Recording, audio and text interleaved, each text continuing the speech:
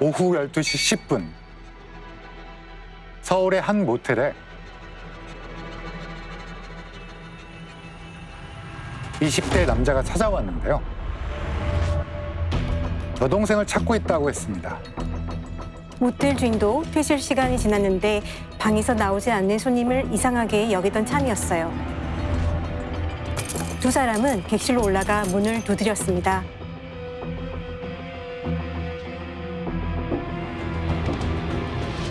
그런데 아무런 기척이 없었어요.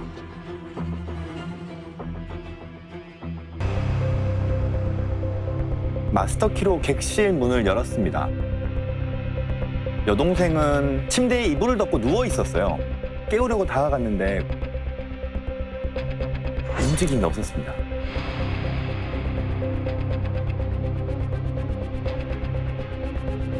숨을 쉬지 않는 것 같았죠.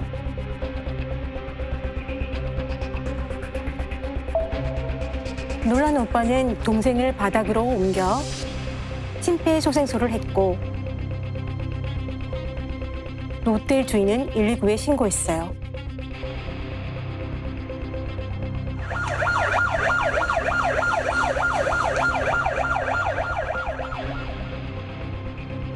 구급대가 도착해보니 여성은 이미 숨진 상태였습니다. 구급대 연락을 받고 달려간 현장은 6층짜리 모텔의 2층 208호 객실이었습니다. 현관에는 여성용 부츠 한 컬레가 있었고 피해자는 양발을 벗은 채 옷은 그대로 입고 있었습니다.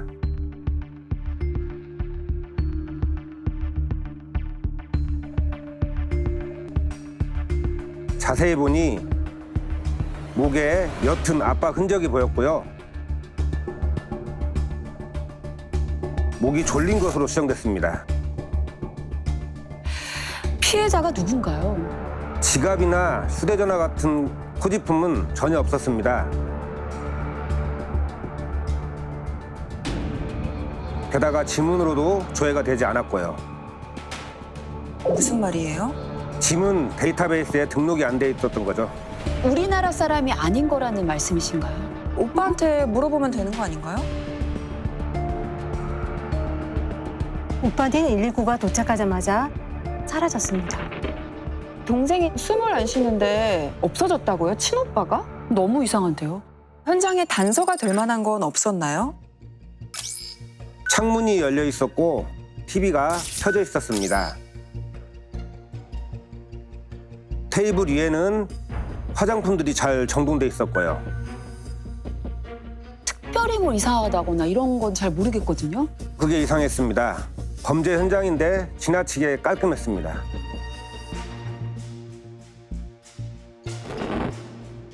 욕실도 너무 깨끗한데요? 변기 물 내리는 레버에도 유리에도 방 안의 다른 물건에서도 지문이 발견되지 않았어요. 감식팀이 혀를 내두를 정도로 아무 흔적이 나오지 않은 겁니다. 아무것도 안 만졌을 리가 없잖아요. 사실 모텔은 워낙 많은 사람들이 왔다 갔다 하는 곳이라 지문이 많이 나올 수밖에 없는 곳이에요. 근데 이렇게까지 깨끗하다는 건 누군가 의도적으로 지웠을 가능성이 높다는 거죠.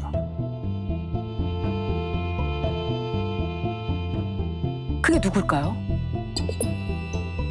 객실 구석구석을 뒤져 화장실 배수구 근처에서 채모를 찾아냈습니다.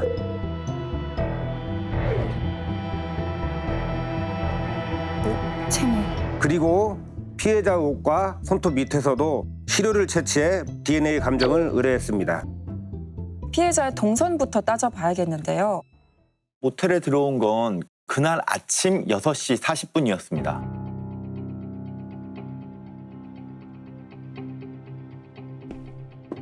뒤따라서 들어오는 사람이 일행인 거예요.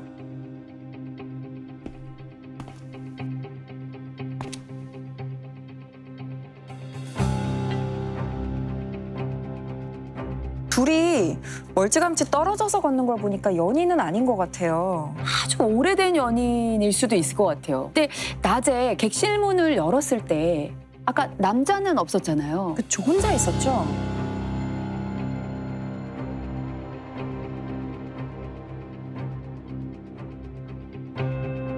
입실 2시간 뒤인 오전 8시 40분 CCTV 영상입니다. 아, 남자가 밖으로 나오네요. 먼저 나온 저 남자가 혹시 범인일까요? 남자가 객실을 나간 뒤부터 숨진 여성이 발견된 낮 12시 10분까지 약 3시간 30분의 공백이 생기는데요. 제3자가 들어왔다면 범행을 저지르기는 충분한 시간이죠. CCTV를 돌려보니까 208호를 찾아온 사람이 또 하나 있었습니다. 남자가 나가고 20분 뒤인 아침 9시경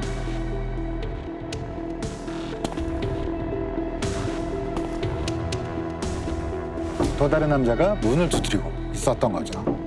또 누가 찾아왔지? 여동생을 찾는다며 나타났던 오빠라는 사람이었습니다. 갑자기 사라진 오빠요.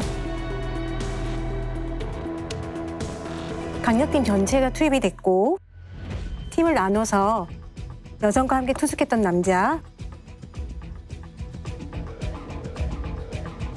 그리고 이 오빠 두 사람을 추격을 했습니다. 거기가 모텔촌이었는데 그 주변 CCTV를 다 뒤졌어요. 그런데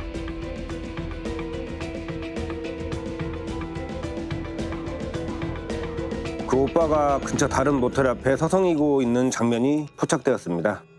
다른 모텔에도 볼 일이 있었던 건가요? 도망을 간 건 아닌 거네요. 참고인 조사를 했는데요. 친오빠는 아니고 그냥 아는 오빠라고 하더라고요. 아는 오빠가 다른 남자랑 있는 모텔에 왜 찾아옵니까? 이렇게 얘기했어요. 피해자와 아침 7시에 만나기로 했는데 안 오길래 걱정돼서 찾아간 거라고요. 아침 7시에 무슨 약속을 하죠? 고기를 먹기로 했다고 했습니다. 저도 뭐 고기를 좋아하고 아침에 먹는 거 이해는 하는데 그 시간에 문 여는 가게가 흔치 않을 텐데요. 그리고 어떻게 그 모텔에 있다는 걸 알고 찾아가죠? 평소 자주 가는 모텔이라 혹시나 하고 가본 거라고 하더라고요. 찾아갔을 때 여자가 문을 열어줬나요? 남자는 문을 두드리다가 1층으로 내려갔고 그대로 밖으로 나갔습니다. 혹시 이 복도에 CCTV에 찍히지 않고 방에 들어갈 수 있는 방법은 없나요? 사건 현장에 창문이 열려 있었던 거 기억하시나요? 창문으로 들어간 건가요? 2층이라고 하면 꽤 높을 텐데요. 바로 아래에 가건물이 있었습니다. 이걸 딛고 에어컨 실어기를 잡고 올라서면 진입 가능한 구조였습니다. 그러면 창문으로 몰래 들어와서 범행을 저지르고 나서 다시 낮에 와서 연기를 한 건가요?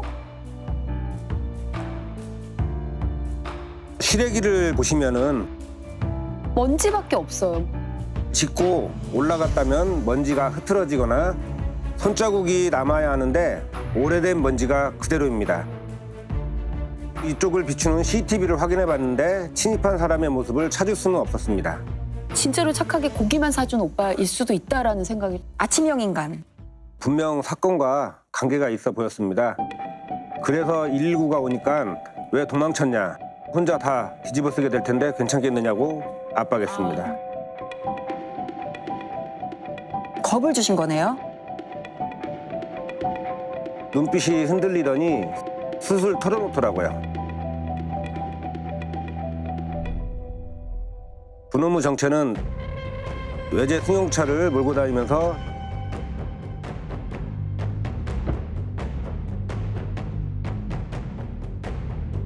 여성을 태워다주는 불법 택시나 뭐 이런 거 아닐까요? 야타?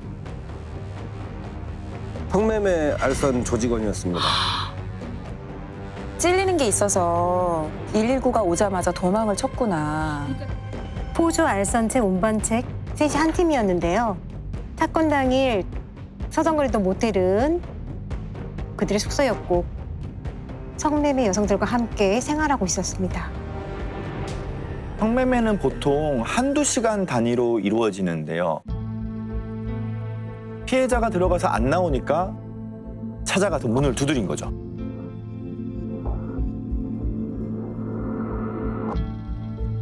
대답이 없으니까 아직 손님이랑 있구나 이렇게 생각을 하고 그냥 돌아간 거군요.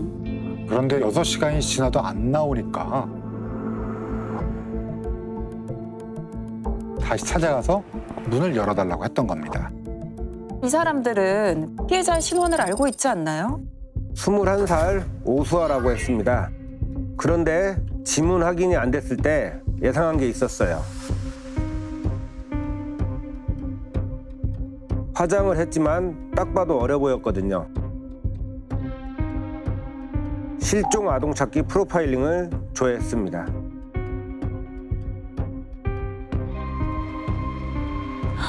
설마 미성년자였던 거예요? 오, 진짜. 심지어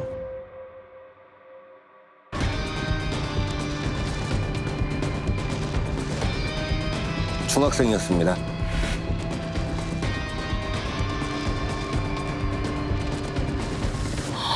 어떡해, 세상에나. 실종 아동 중에 만 14살 오수아가 있더라고요.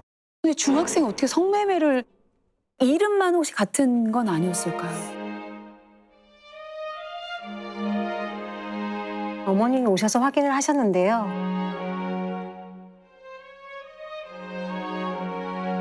내 딸이 맞다라고. 아, 어떡해. 정말 억장 무너질 일이에요. 하늘이 무너지죠. 충북의 한 중학교에 다니던 딸은 4개월 전에 엄마 며칠 바람 좀 쐬고 올게요라는 메모를 남기고 집을 나갔다고 합니다. 이전에도 가출을 한 적이 있었지만 그때마다 친구 집에서 며칠 지내다가 돌아왔다고 해요. 사춘기니까 잠깐 방황했겠구나 이렇게 생각을 했겠어요. 그런데 이번엔 좀 달랐습니다. 친구 집에도 없고 연락도 안 돼서 부모님이 실종 신고를 하고 찾아다니는 중이었습니다. 14살이면 너무 어려요. 가출해서 무작정 서울에 올라왔는데 막상 와보니 지낼 곳이 없으니까 가출팸에 들어간 것으로 보입니다. 돈이 필요했을 거 아니에요. 미성년자는 보호자 동의 없이는 아르바이트를 못해요. 그러다 보니 성매매나 범죄에 노출되기가 쉽습니다. 성매매 알선 조직원이 지낼 곳도 마련해주고 돈도 벌게 해주겠다며 아이를 자기들 숙소로 데려간 거예요.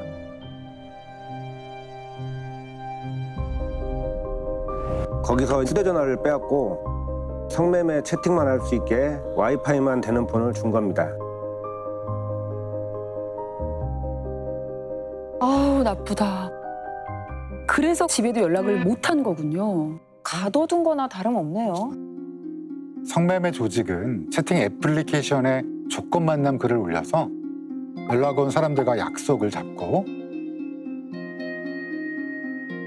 피해자를 모텔까지 데려다 줬습니다. 그리고 근처에서 기다리고 있는 거예요. 부검 결과 피해자 혈액에서 강력한 마취 성분이 검출됐습니다. 마취제? 과거에 수술용 마취제로 쓰였지만 심각한 부작용과 독성 때문에 지금은 사람에게 절대 사용하지 않는 물질인데요. 아주 적은 양만 흡입해도 의식을 잃을 수 있고 고농도에 노출되면 호흡이 정지될 수도 있어서 굉장히 위험한 물질입니다. 그 약 때문에 숨진 거예요? 치사량에 가까운 수치가 나오긴 했는데요. 직접적인 사인은 아닌 것으로 보입니다. 또 무슨 짓을 한 거죠? 성대 주변 점막과 눈꺼풀 안쪽에서 점출혈이 확인됐고 얼굴도 전체적으로 검붉게 변해 있었습니다. 주요 장기들 역시 피가 고여 충혈된 상태였는데요. 이는 코와 입이 막히고 목이 손으로 압박되면서 숨을 못 쉴 때 나타나는 전형적인 소견입니다. 사망 원인은 손으로 목을 조른 액사 및 비고폐쇄성 질식사로 판단됩니다. 겨우 14살짜리 아이한테 누가 이런 끔찍한 짓을 한 건가요? CCTV를 확인해 보니 그 남자는 모텔에서 나오자마자 택시를 타고 사라졌습니다. 그런데 택시 번호판이 너무 멀리 찍혀 식별이 안 됐어요. 경찰이 GPS 추적까지 했지만 끝내 찾지 못했습니다. 모텔에 들어오는 순간부터 CCTV로 역추적을 했습니다. 그랬더니 지하철역 쪽에서 걸어 나오는 모습이 포착된 거죠. 지하철을 타고 온 건가요? 교통카드도 안 찍고 비상게이트로 빠져나와서 어느 역에서 탔는지는 확인할 길은 없었습니다. 일부러 카드 사용을 안 한 건가요? 그냥 무임승차한 거 아닌가요? 그 역부터 노선을 따라 CCTV를 하나하나 뒤졌습니다. 동시에 성매매 알선 조직원들을 추궁했습니다. 뭔가 알고 있던가요? 피해 여성들의 사진을 채팅 앱에 올려서 성매매를 알선했으니까요. 기록이 남아 있었을 가능성이 있죠.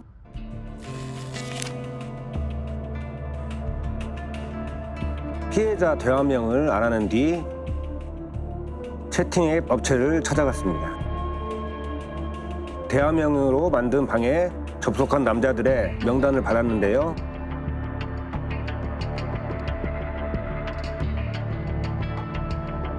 한 50명 정도 되었습니다. 진짜 많다. 실명으로 가입하지 않아도 되기 때문에 남자들 아이디만 확인이 됐습니다. 어떻게 찾죠? 접속할 당시에 IP 주소는 확인이 되니까 어디서 누구 명의로 접속을 했는지 한 명 한 명 확인을 해야 했습니다. 접속 시간을 확인해서 모텔로 이동이 불가능한 사람을 제외하니까 한 12명 정도 남았어요. 그 남자들의 사진을 확보해 모텔 CCTV에 찍힌 인상착의와 각각 대조했습니다.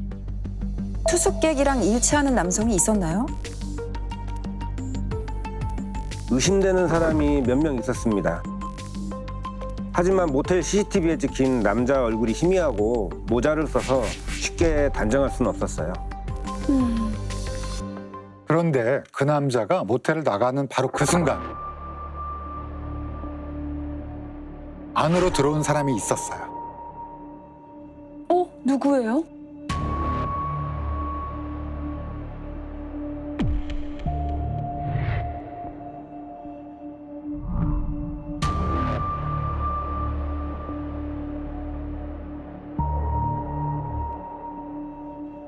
오빠라던 그 성매매 조직원이었습니다. 마주쳤다고요?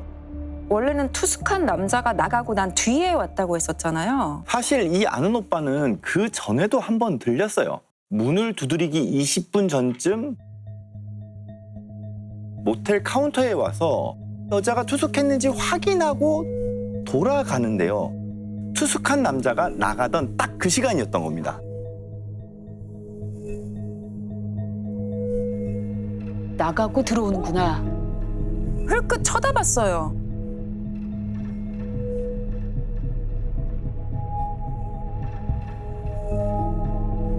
얼굴을 봤을 수 있지 않나요? 아는 오빠라고 저희가 데리고 온 그놈한테 12명의 사진을 보여줬습니다. 그러자 두 사람을 지목했어요.